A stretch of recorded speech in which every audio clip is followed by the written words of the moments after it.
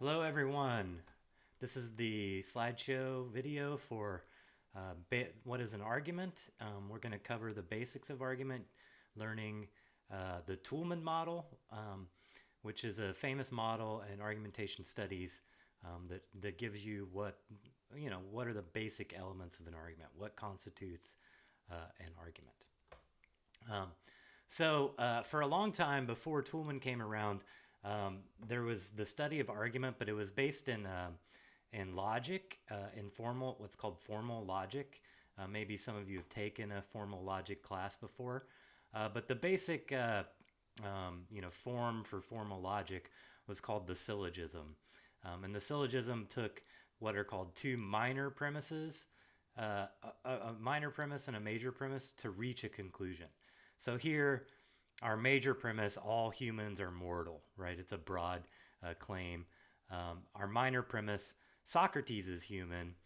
If you put those two together, then you get Socrates is therefore mortal, right? So the major premise and the minor premise together lead to this conclusion. And in formal logic, we would say that this is logical, right? That this passes the test of reason, that one thing necessarily follows from another. However, Toulmin came around, this guy right here, and he said, he realized that like in everyday life, even in a lot of academic fields and such, people don't really argue that way. How often do we state our major premise, state our minor premise, and then draw a conclusion from that? Also, that kind of reasoning is very limited, right? It only applies where everyone agrees with the premises. And so it doesn't seem to apply. We can determine Socrates is mortal, but whoop-de-doo, that's not much of an argument, right? Whereas in our real lives, something like debating about climate change or police abuse, there's more than one side, and not everyone agrees to the same premises. It's up for dispute. So Toulmin was interested in how do people actually argue in the real world, and he took a bunch of newspaper editorials, scholarly articles, and everyday conversations, and he determined that across all of those things, every argument kind of shares a few key features, and this is his model. And we're going to focus mostly on the three key features of his model. The claim, the data that backs up that claim, and the warrant, which is sort of the presumption or assumption that underwrites or links the claim and the data. These other things are sort of secondary, like the backing. Sometimes your warrant needs more data to back it up. Sometimes you have a qualifier on your claim, like you might say most of the time or something like that. But we're just going to focus on these three arguments. And in our class, nothing counts as an argument unless you have all three of those elements, right? Obviously, you need a claim. What are you arguing? You need data to back up that claim. On social media, we often people say, oh, that's absurd, or oh, that's ridiculous, but they don't have any data to back up their claim. And then we'll see how the warrant is often the part of the argument where you can tell how strong or how weak that argument might be. So the claim, what is the claim? It's sort of like our main points or our thesis statement. It's what you're trying to prove, right? And it's a declarative statement. You're basically saying, I declare this is true. This is the case, right? It's not the data to back up that case. It's not the evidence. It's not the qualifications of that evidence, but it's just the statement. So it's usually one sentence, and it's usually a simple or straightforward sentence. We'll see here in a moment, but some examples. But usually you don't have qualifiers, you don't have extra clauses. It's not like a compound sentence. It's something very straightforward, like I believe X, right? Or X is true. Claims can be claims of fact, claims of definition, claims of value, or claims of policy, right? So X is true is a claim of fact. Racism is defined as institutional practices, is a claim of definition. Um, everyone should agree that equality is a virtue, is a claim of value. Or we have the claim of policy in our resolution, right? That the city should defund the police would be a claim of policy. Right? Something should be done. Very important, I forgot to mention this on the brief assignment, but in the title of your briefs, make that your claim. That way, as people look at the blog and scroll through it and stuff, it's very easy to see what the argument is in your brief. So I'll give you a few examples of claims here in a second, but put that in the title box of your brief. So the claims: the police use racial profiling. It's a claim of fact. Police killings are almost always justified. A claim of value. Defunding the police would increase crime. A claim of policy. The police do a poor job of preventing crime. Another claim of fact. Citizen review boards will decrease police abuse. Another claim of policy. So you see how these are all short sentences. They're all very straightforward. They're declarative. This is true. The X is what I'm trying to prove. X is what I will defend as true. So obviously these claims need backing, right? They need what Toumin calls data or grounds. Some people call it grounds sometimes. So data or grounds are basically your supporting evidence for that claim. So if I'm trying to prove the claim, the police use racial profiling, I might back that up by studies. Here's a bunch of studies that have been done that say that most police departments use racial profiling. I might back it up by statistics. The police pull over black people at a disproportionate rate compared to white people. I might use examples. A friend of mine who's black has been pulled over 5 times since he's been driving, and not once was he breaking the law. I might use what's called causal reasoning. If the police are implicitly biased against minorities, then obviously that will cause them to pull over people of color more often. I can use principles or values as my claim. Everyone should be against this because Americans believe in equality and in diversity. I can use authorities to back up my claim. This is true because this expert in the field said it is true. Signs are sort of like, not like road signs, but like this is a sign, right, that this is true. All of the recent videos we've seen are a sign that the police have gone wrong. The police, congratulating and celebrating white supremacists are a sign that the police force is ripe with racism. You can use analogies, or you can also use definitions as a backing for your claim. If you want to say, the police are racist, you could say the definition of racism is X, Y, and Z, and therefore that proves my claim that the police are racist. So data, pretty simple. What is backing up your claim? What evidence do you have for your claim? Typically in a sentence, it comes after the because, right? So you might say the police are almost always justified in using force because they have a dangerous job and they are often threatened with force themselves. Or because most of the time when they kill people, the person is resisting arrest. So one other basic element of an argument. Let me go back to the data real quick. I'm sorry. I wanted to mention that, our briefs are sort of following this same format, right? So you have a claim in your title, and then your data or your grounds is the research that you've done to back up that claim, right? So here's an authority saying this. Here's some statistics I found saying this. Here's some examples I found saying this. Here's some definitions or analogies or causes that I found saying this. So the final element of the Toumin model is called the warrant. And the warrant is typically implicit. Most of the time, we don't actually say the warrant. That's because it's sort of what the argument presumes or assumes. What warrants the argument, what underwrites the argument. Another way to put this is that it's what connects the claim to the data, what allows the data to actually back up the claim.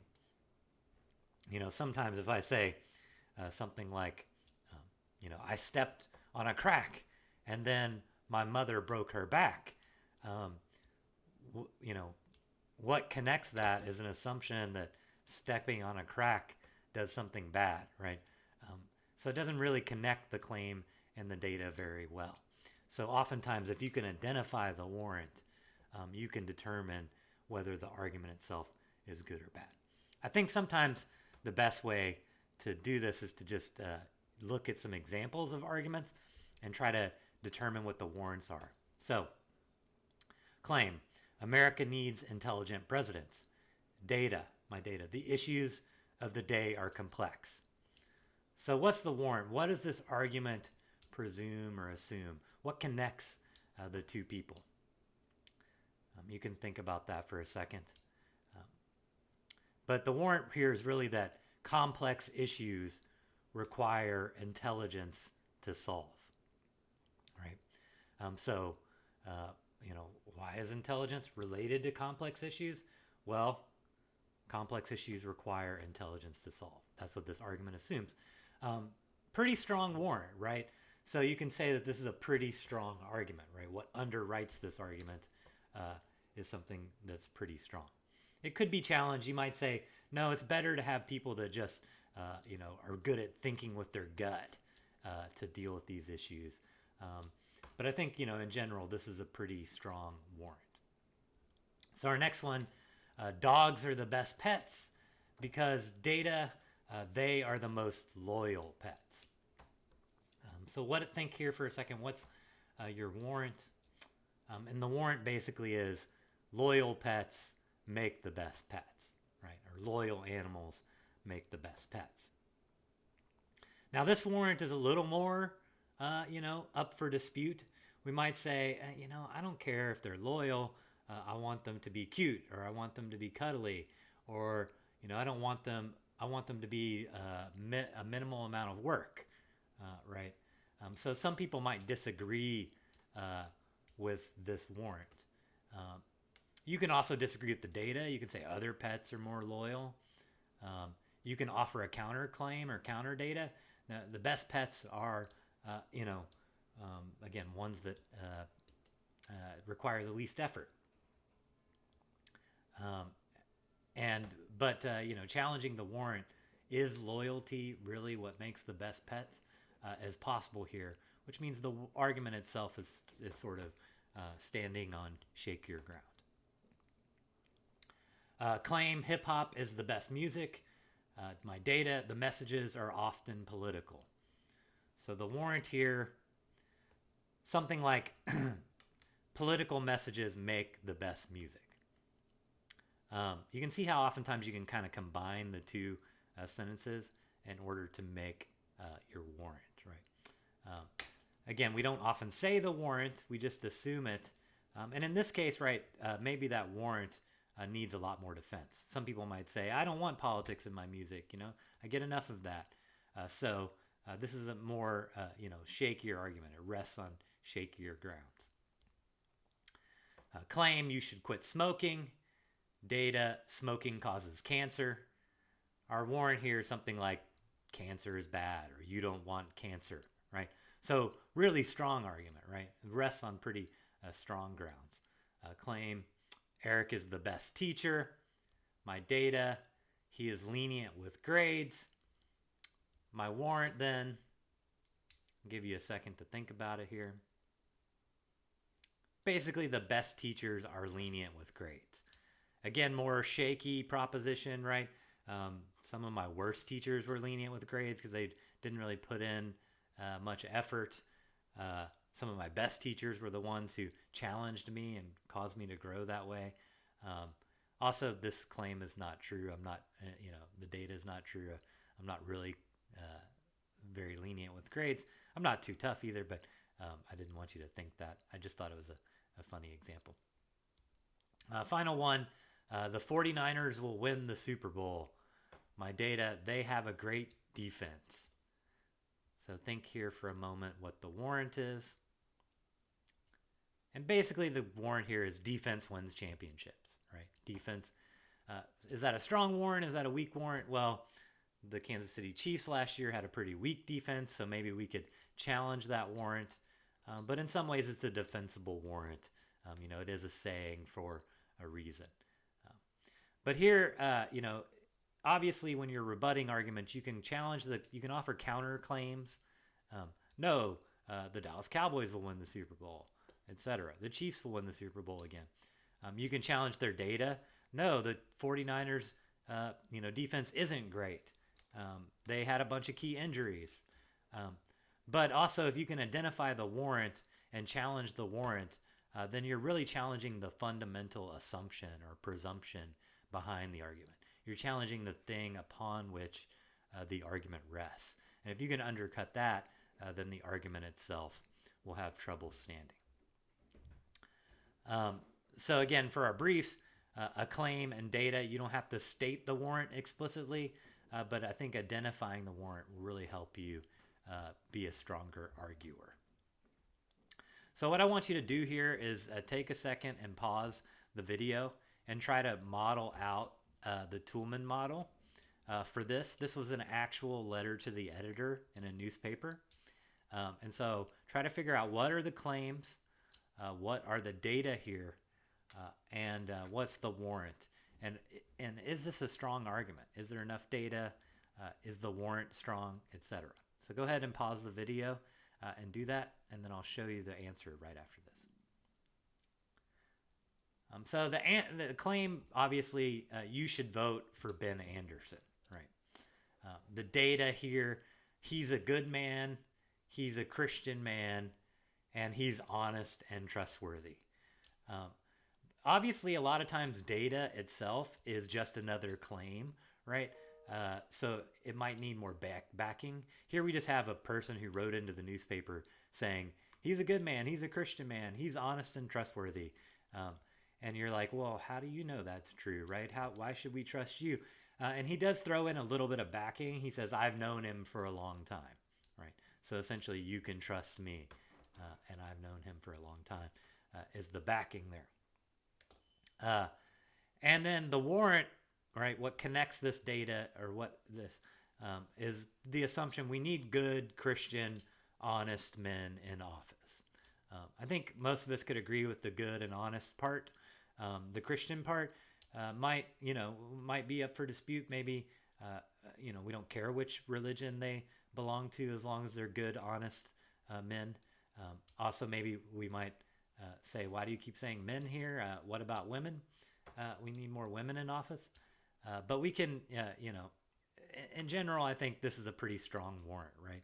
Good, honest men in office. Yeah, we mostly would agree with that. We might want to challenge the data. How do you know he's good? How do you know he's Christian?